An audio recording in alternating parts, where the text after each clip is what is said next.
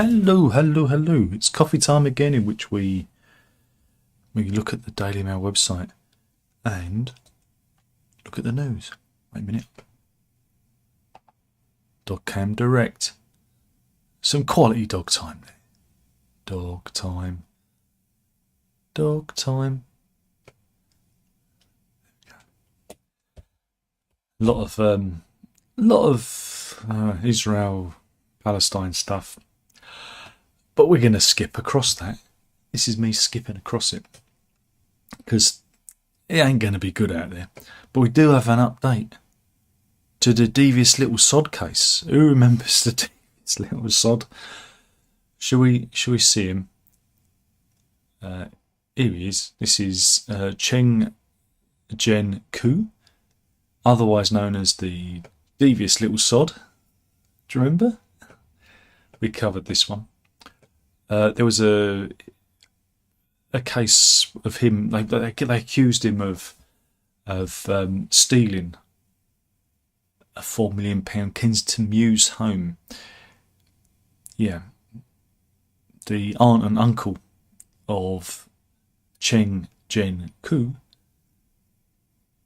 said that he'd stolen their property, and this is the Mews in question.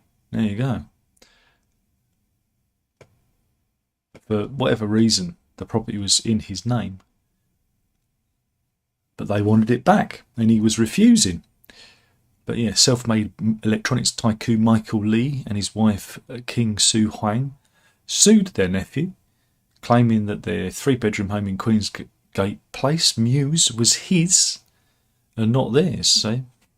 And they wanted it back. The couple in their 70s bought the home back in 2004 in Mr. Ku's name, because they did not want the extent of their wealth to be publicly known. Okay, that sounds like a bit of a dodge to me.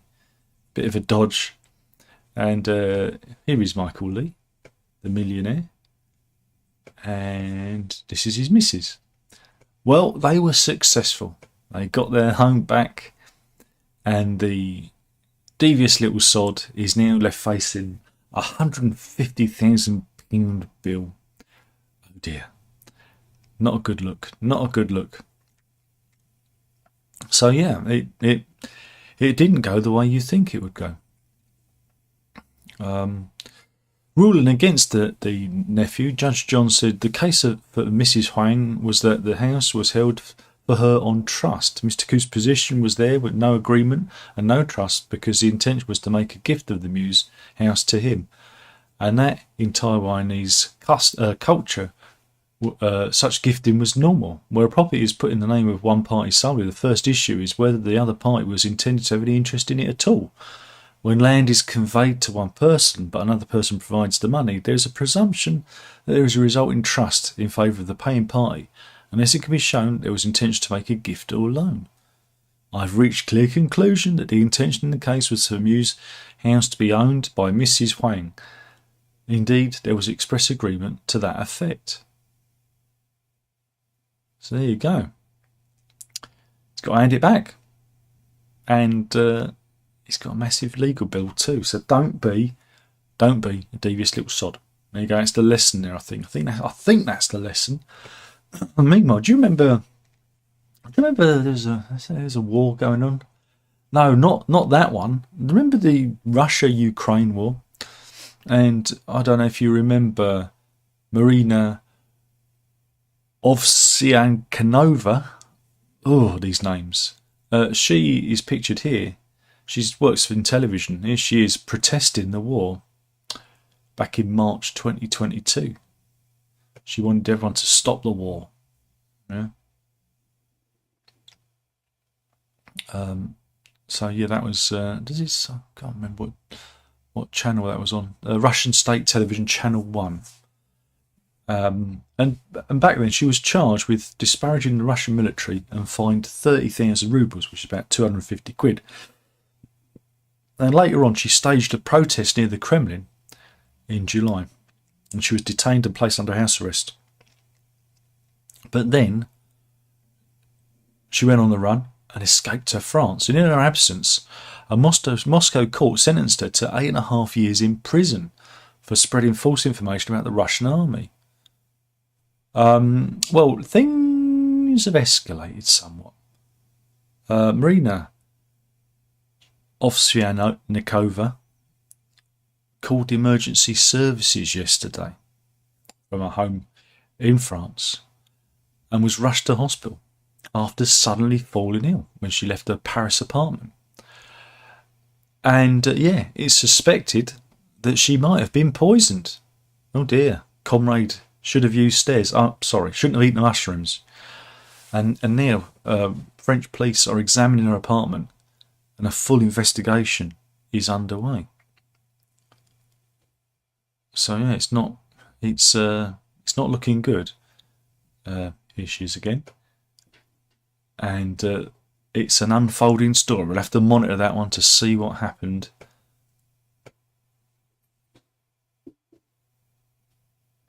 Meanwhile, football news. I think this is, I don't know where to class this one. It's a bit of an odd one. Cristiano Ronaldo, right, could be facing a sentence of 99 lashes for adultery the next time he visits Iran because of a photo with a painter, right? Yeah, this is Iranian media, as reported by Mundo Deportivo, God, these names, have claimed that a large number of lawyers in the country have filed a complaint against the Al Nassr star due to a picture which was taken a visit there back in September. He's currently in a relationship with Spanish model Georgina Rodriguez. But apparently this picture, right, and this is a lady who's painted some this is how bonkers it is. Look, here he is accepting a gift of some paintings from this lady who's painted them for him, and that is apparently. And look, I don't know if you can see in the reflection there. There's some mirrors there. You can see there are men there and a photographer in the background. Apparently, that's enough to be sentenced to 99 lashes for adultery.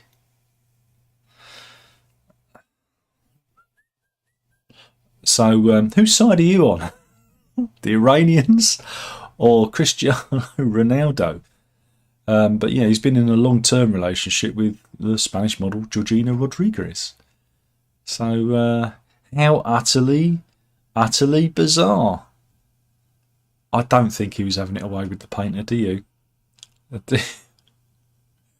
Meanwhile, archaeology news.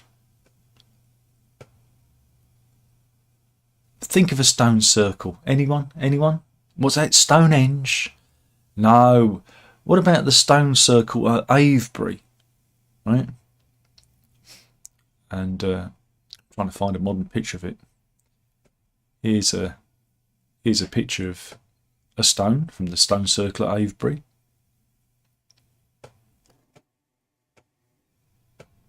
We also have some historical pictures of it being dug up. Look at that. Look.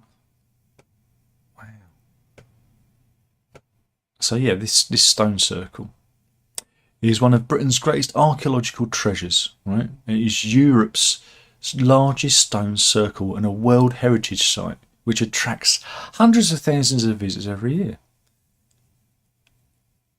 But yeah, but it's come to light. I've just shown you one of those pictures.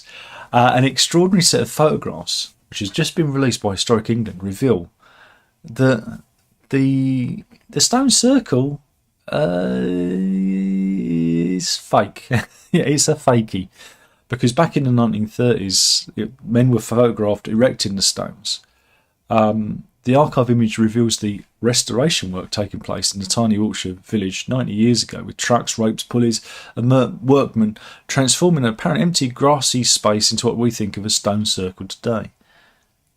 And the old photos also show the team excavating hidden stones, moving them into a chosen position and stand them upright. So so here we go. There's some more photos of the scene. That's what we see today. So there they are, busy raising the stones. And that's where Avebury is. It's just southwest of Swindon. But it looks like we've all been had. The release of the images immediately shocked enthusiasts, But yeah, Historical England released 550 digitised photographic slides for the first time, and the Daily Mail have reproduced some of them there. And you can see the rest of them at historicengland.org.uk.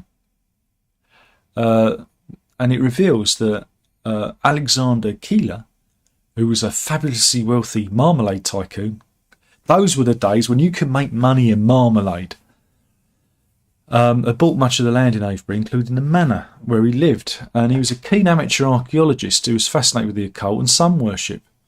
And it was he who financed the restoration of this ancient monument. And one expert said that Keeler did a pretty good job, actually. The stones were pretty much in the right places, although one might be upside down.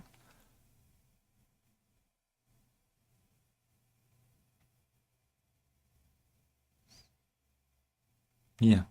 Keeler's restoration was necessary because the stone circle had been almost completely destroyed over the previous centuries. So, there's some basis to it. He just added some stones to make it real again. So it's fake or a faithful reproduction. I'll let you decide.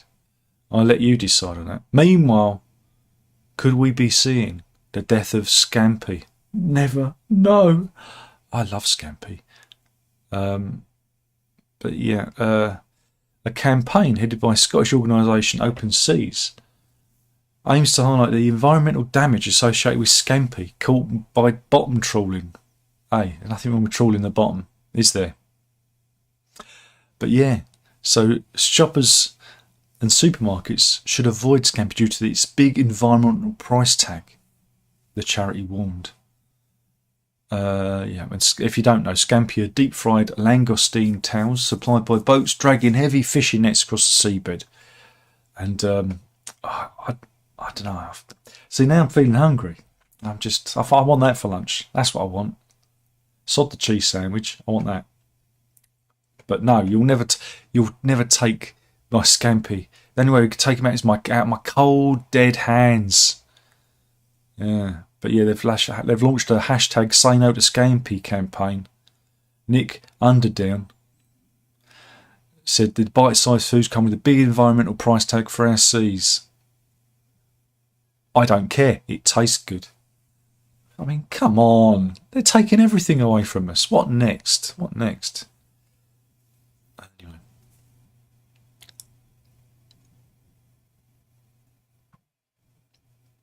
Got anything else here?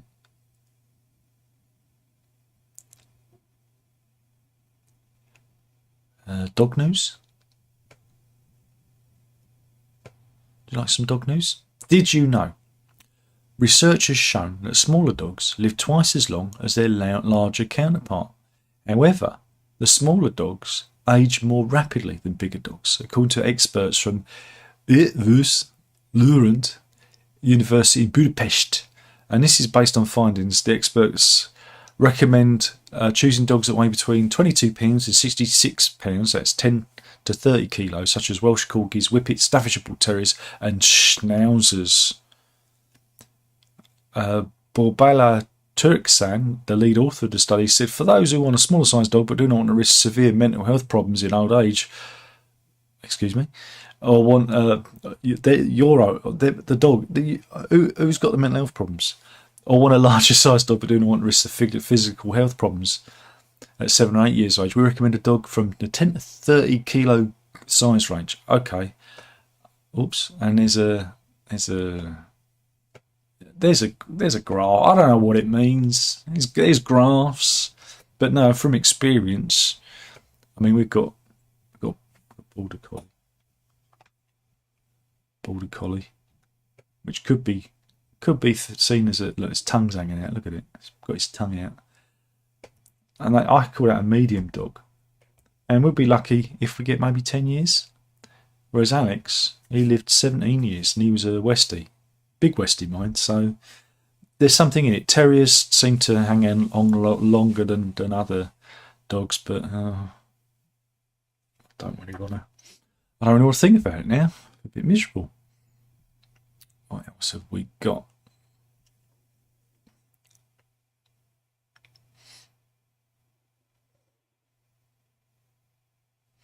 Here we go. We've got, this is motoring news.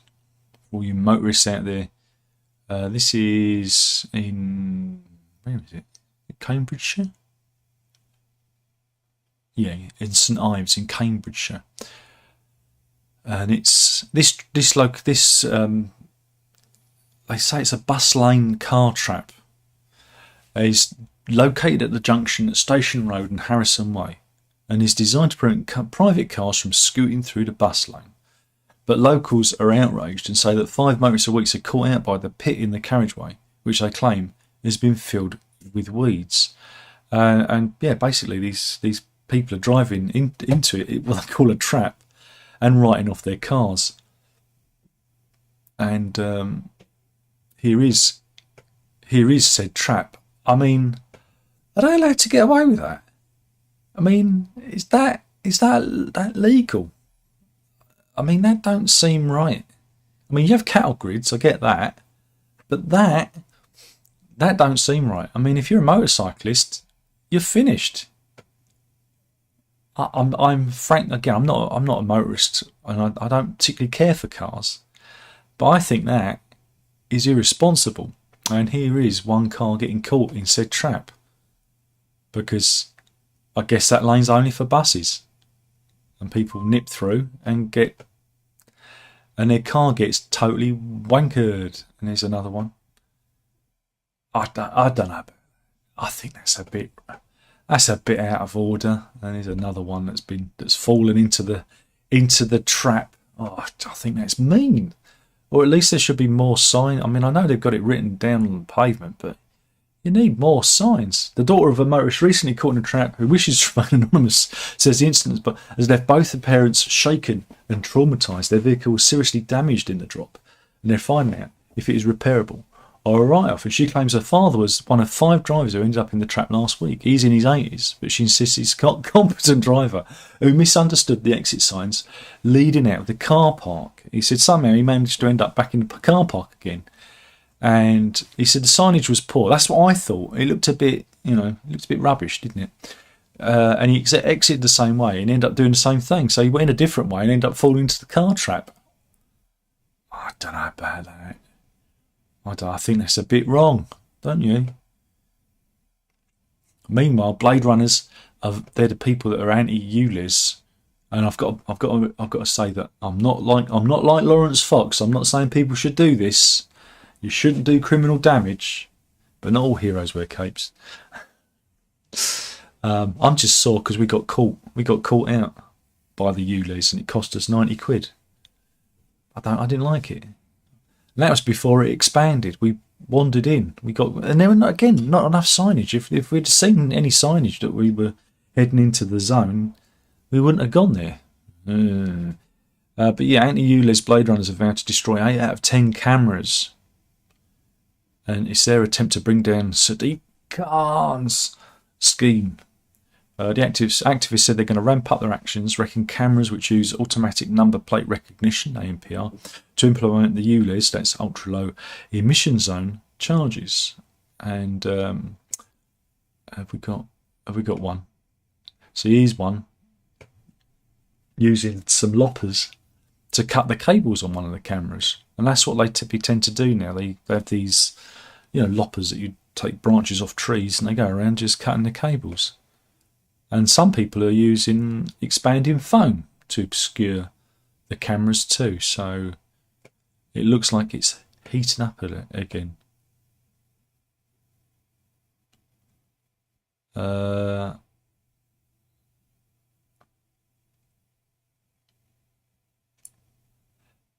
I'm going to do this one.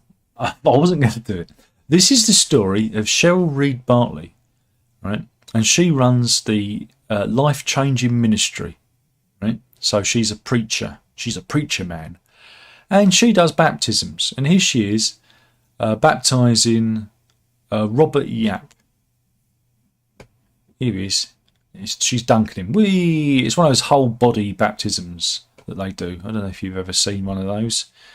And that's where they dunk you whole. Right? This was at the Life-Changing Ministries, a private address at Erdington in Birmingham. So it looks like it might be a paddling pool or well, something deeper than that, in a back garden by the looks of it. So yeah, and that was live streamed. That was live streamed to Facebook, the Mr. Yap's baptism. The only problem is Mr. Yap died during the ceremony. Yeah, during the baptism, and he'd travelled more than 300 miles to be baptised. Unfortunately, he was suffering from Parkinson's. The 60-year-old was suffering from Parkinson's disease and had become estranged from his family because of his association with the ministry. Now, I'm not saying she's a con artist, but some of these ministries are a little bit dubious, and that may be why his family were worried about him. And yeah, he passed away.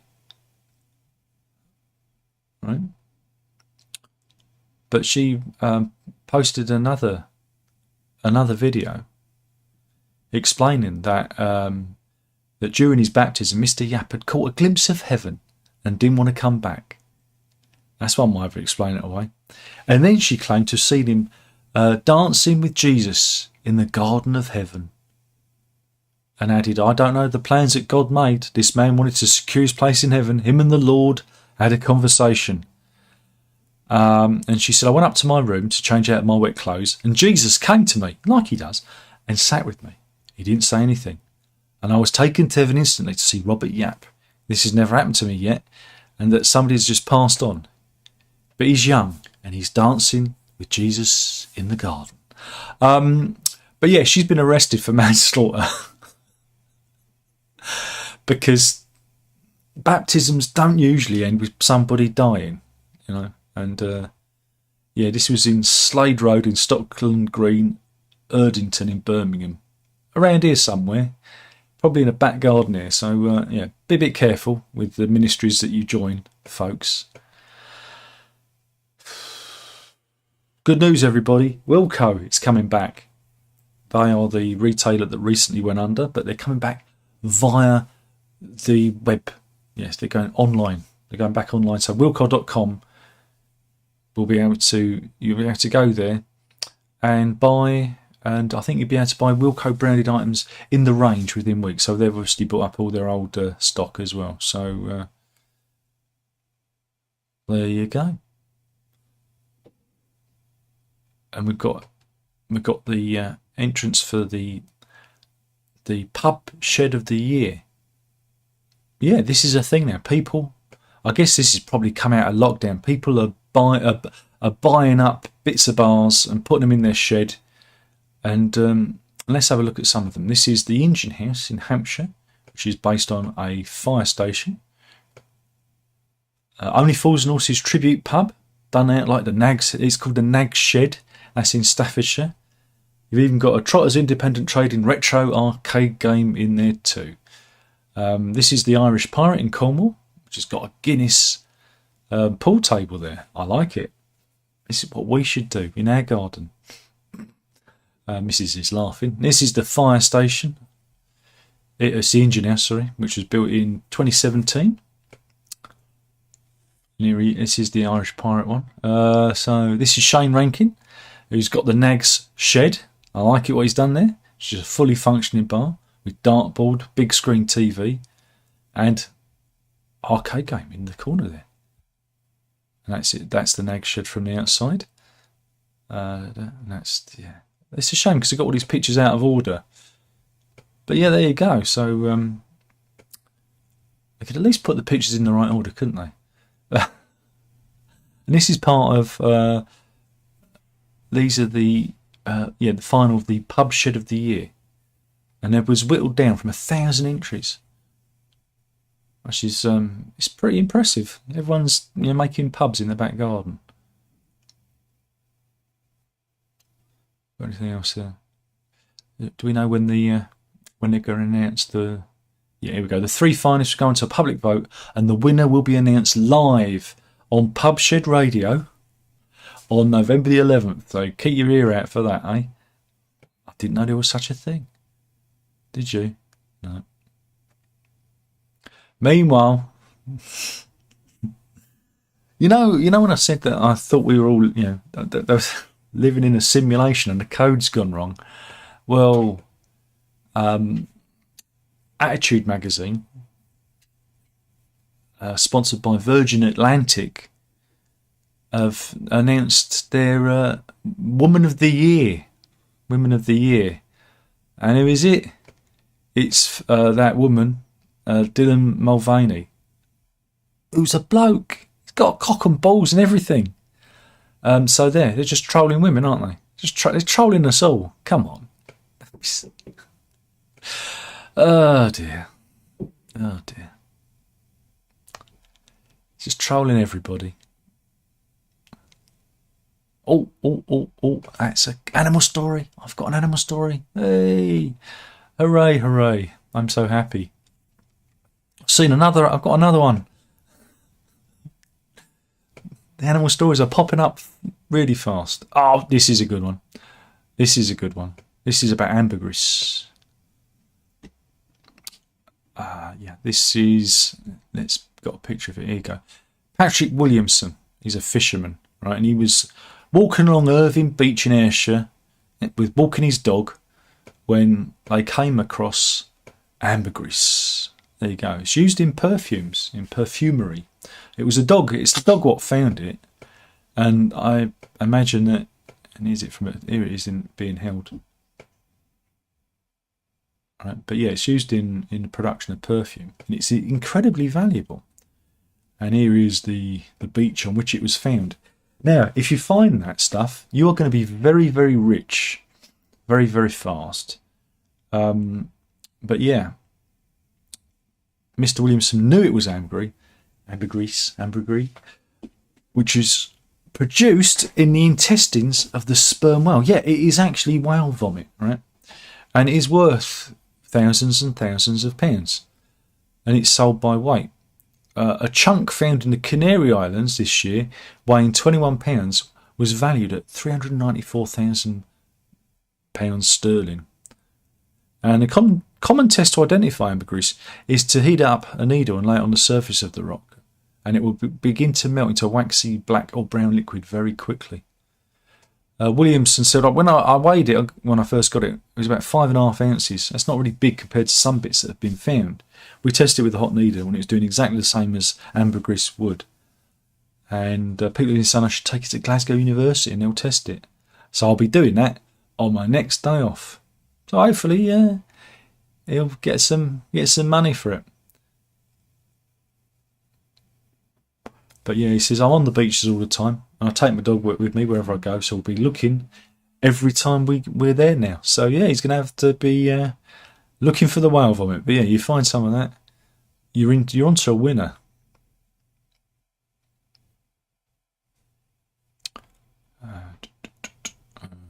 It's not good. Got more Israeli news, which I'm just scrolling down because now the attacks on Gaza are happening. It's all pretty horrific.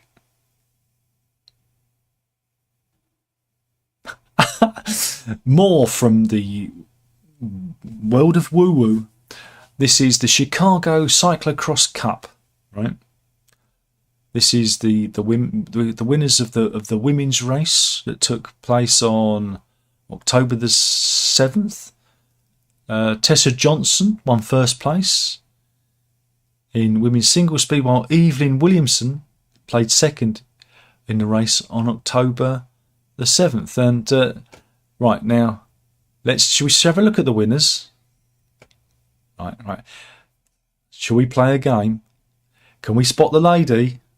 That's the lady to the left, and those are two men.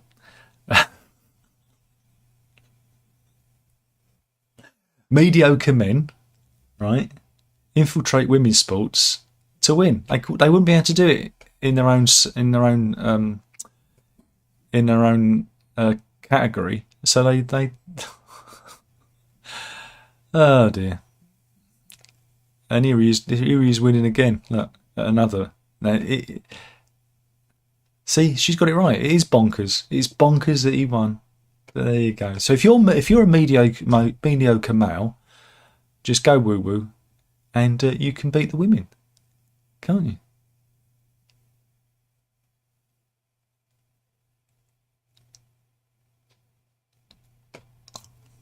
Oh well, women's sports is completely wankered.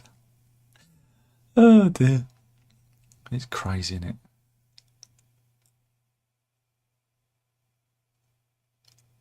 Meanwhile,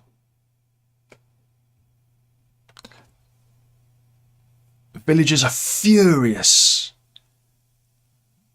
at their local council. This is residents of the village of Hulver in Suffolk. Well, that's almost like Norfolk, isn't it? It's like a poor man's Norfolk, isn't it? Suffolk. So they're going to be furious. But yeah, they're furious. Why are they furious? Because their main road through the village has been shut for 10 months and could be closed for further 18. Because workmen who were called to the village to fix a pothole discovered a badger set, and badgers are protected. And I don't know if this is the pothole or the badger set, but there you go. And they can't move it. So it could be closed. Yeah, the road is partially closed and a traffic light system is in place, causing huge amounts of traffic and congestion for the rural area. Oh, ain't it a shame? Remember, please drive slowly. But local residents are furious. Furious. Michael Leedham, who lives in the area, says, I'm so angry with the council's management of the road in these situations. I used to be a road engineer. They always are. And I'm fully aware of the dangers here. I cannot understand the council delay in accessing a licence to remove the set. The way it's been handled has been bodged from day one. You could say that they've bodged the badgers. There was a show called Bodger and Badger, kids show from years ago, probably about 30 years now. It didn't work. But yeah, so he's grumpy because badgers. Oh well.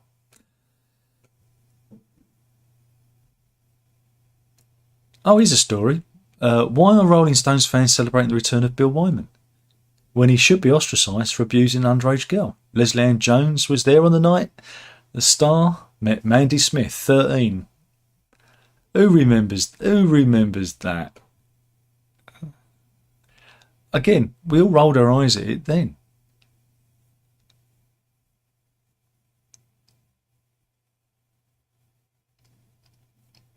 But I remember he was always the one that they told you, there he is with Mandy Smith. And yeah, he was the one they always warned you about in the Rolling Stones. But yeah, he should be arrested. He won't be. Oh dear. There is another bit. There are more bedbug stories, but I didn't think you'd want to know.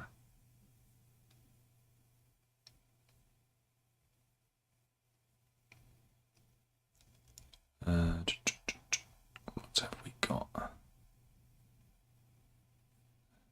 Just scrolling down before we do the animal stories.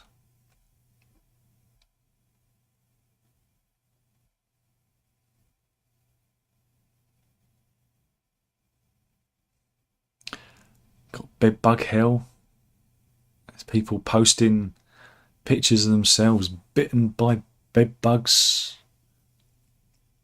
Yeah. This is it now. And all we're seeing when we walk the streets, local streets, a mattress is being thrown out. Yeah.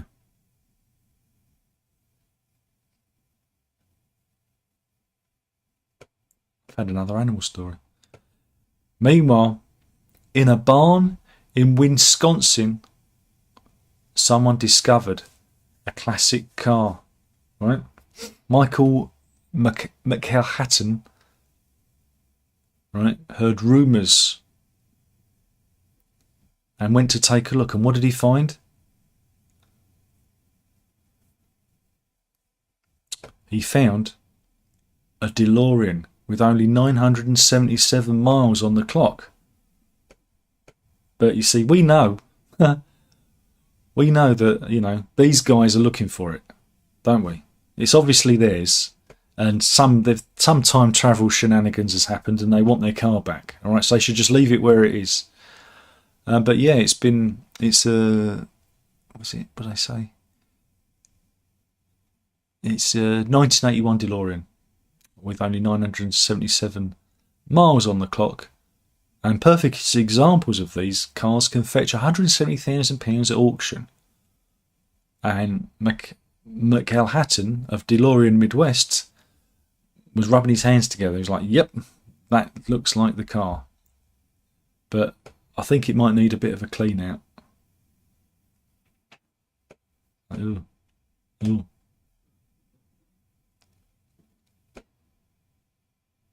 But yeah, oops. Here you go. But like I said, Doc Brown and Marty, they're gonna be needing that back. So don't move it. You wouldn't want to move it, would you? Just in case. Just in case.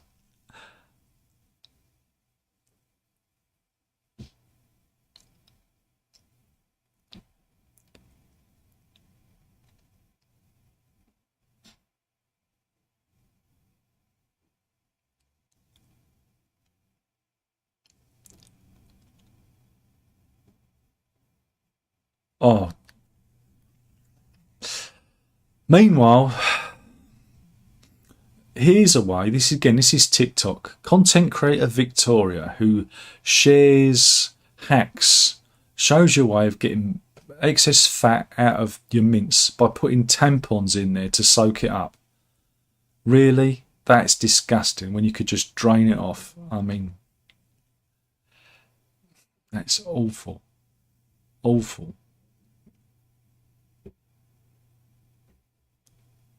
Meanwhile, this is some footage from Barawa Waters, which is 44 kilometres north of Sydney. This is on Sunday, October the 8th. This is dash cam footage. And we get to see there's a car driving along, and he's taking the corner when suddenly, whee, there goes the motorcyclist. There you go. Be careful. Be careful, motorcyclists out there. You know, it's not good. Meanwhile, we do have some consumer news. This is So Divine, right? Are recalling their Pearl vibrating love eggs, and we do have a picture. This is from Essex Trading Standards. I don't know if any of you out there may have these, but if you have them, please take them out immediately, because they do pose a safety risk for customers, because there is an internal fault, and you could suffer from an internal fault, as if the batteries are inserted incorrectly, the eggs could warm up, could heat up, and you don't want to poach your own eggs, ladies. That's it. That's the joke. That's all I can do. All right, should we do the animal stories now? Okay then.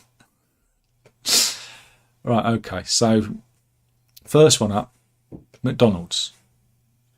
We're going to McDonald's, and this is at Stabby Stratford.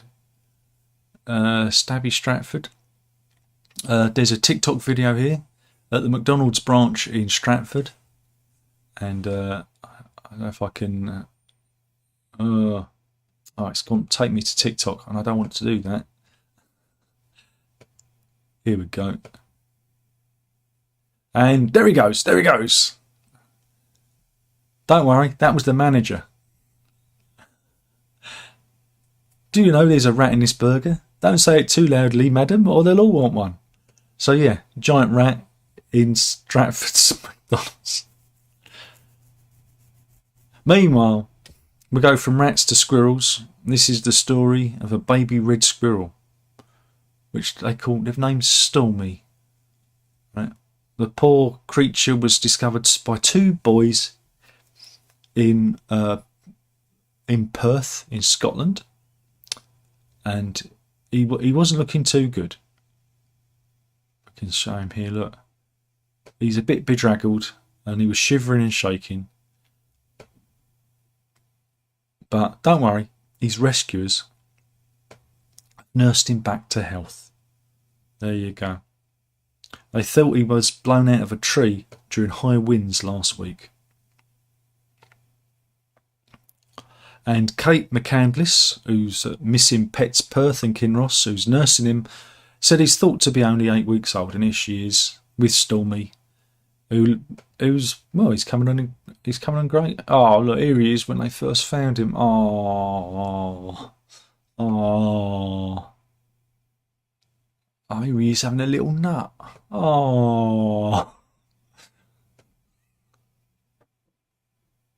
Oh, look at the squirrel. Oh, so yeah, there we go, rescued squirrel. Meanwhile, right, we're going to Saraha,